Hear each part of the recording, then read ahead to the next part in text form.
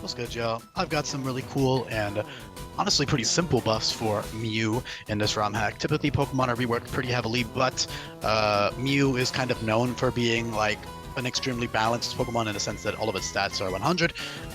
In this ROM hack, all of the other Pixie legendaries have, totally reworked base stats with lower HP because I do try to base HP more on the size of the Pokemon now. Most of them have lower Fizz Def. A lot of them are a lot faster and stronger and have better special defense, so it's not like they're worse or anything, and they have great new abilities and stuff and moves and all that fun stuff. But Mew is the only one of the Pixie legendaries that breaks this convention of having different change stats, because I normally do not like the idea of all the Pixies having base 100 stats. I think it's kind of a stupid convention, but I think it does make a good enough amount of sense for Mew because Mew is like the ancestor of all Pokemon. Logically speaking, it also used to bother me that Mew can learn every single move in the game, or at least every single TM in the game, but I've kind of grown to accept it a little bit more. It's Mew, whatever. It still kind of bothers me, I'm not gonna lie. Like, I don't know how the fuck he's using half these moves, but it's Mew. Mew is known for getting every TM. I'm not gonna remove that. So because of this, in this ROM hack, a Pokemon with 100 stats all across the board as a late game encounter isn't like the craziest thing on the planet, right? The beautiful part about Mew is the abilities and just the sheer versatility that it has. It's not the strongest thing on the planet. In fact, it's actually relatively weak for late game standards, but it's great. It's super bulky, 100, 100, 100, and it has great abilities in Illusion and Prankster.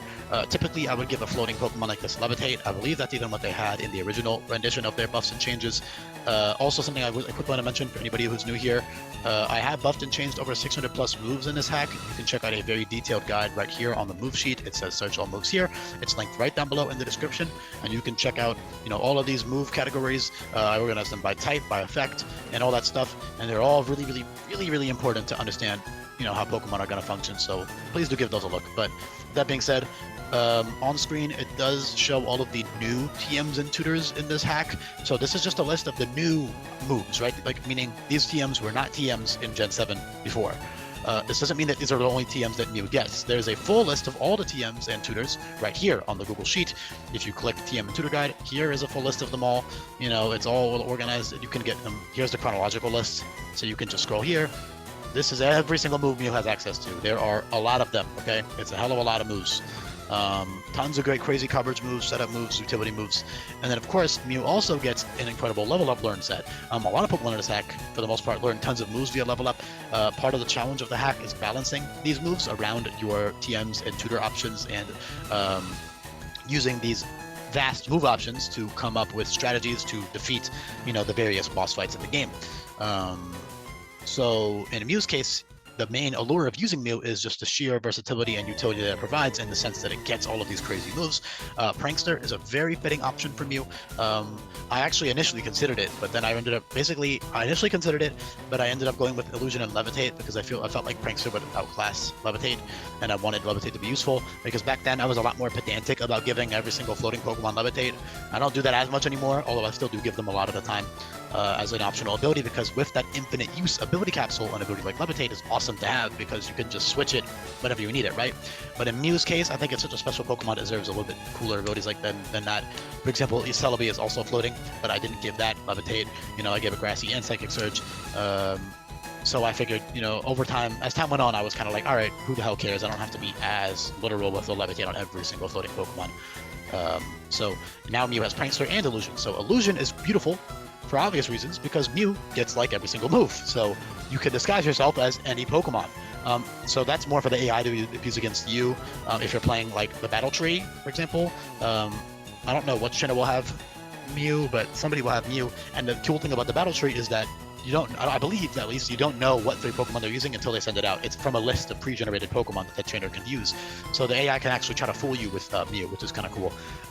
But the main use of Illusion for you, the player, obviously you're fighting against AI, is that you can actually trick the AI into using a specific move on your Mew. So you can disguise as like a Pokemon that like resists Dark or Ghost, and they'll never use a Dark or Ghost move on you, for example, until the illusion is broken. That's even better on Pokemon with immunities. So like Zoroark, for example, you can bait them to spam Psychic moves on you.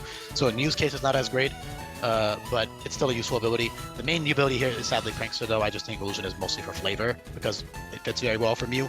But Prankster is beautiful with your immense, array of utility moves like Parting Shot, Dual Screens, Recoverer, Wait, no, sorry, you have Roost. Yeah, so I didn't give recover because you have Roost. So you have Roost. And then you have all types of other incredible utility moves that I'm not even going to bother getting into, like Will-O-Wisp and just a whole bunch of other ones. And there's a giant list of them here on screen with all these like TMs and with all these level up moves like Charm and there's just so many of them. Also, Imprison is sick. It's one of the only 2 Pokemon in the game to learn Imprison, the other being Smeargle. So you can actually permanently disable the opponent's moves. Maybe not permanently, but for a long time, disable the opponent's moves. So you can look at the trainer sheets, see what moves they have. Say, for example, 3 of the opponent's moves are TMs. You can click Imprison. Now they can't use them for X amount of turns. So that's super, super cool. Yeah. You've got all types of other really good stuff like Prankster, Trick Room. Trick Room is now a neutral priority move. So with Prankster, Pokemon like Meowstic, Mew, and I believe there's a few more Prankster Trick Room Pokemon can get it off instantly.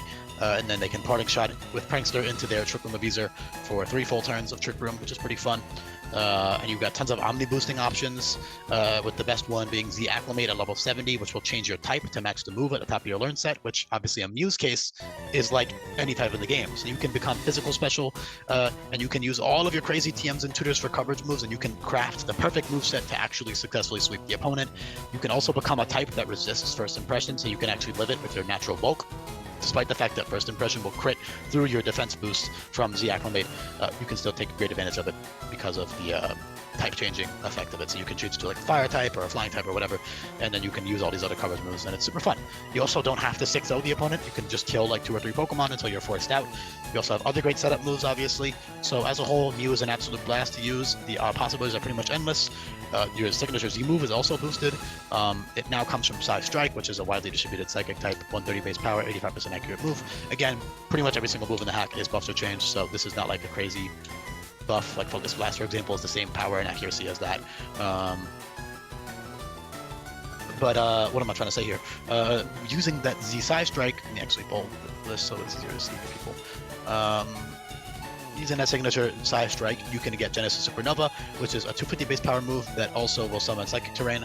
I also low-key want to make it like always crit or something, just because like it's actually worth using in that case. But 250 base power plus Psychic Terrain is good enough, especially because Psychic Terrain will make you immune to moves like First Impression, which is really, really valuable on Mew as a Psychic type, of course. So yeah, overall though, tons of other powerful moves like Brain Drain, which heals a lot of HP. You can use that in conjunction with like Giga Drain or Drain Punch, with like the buffed Big Root.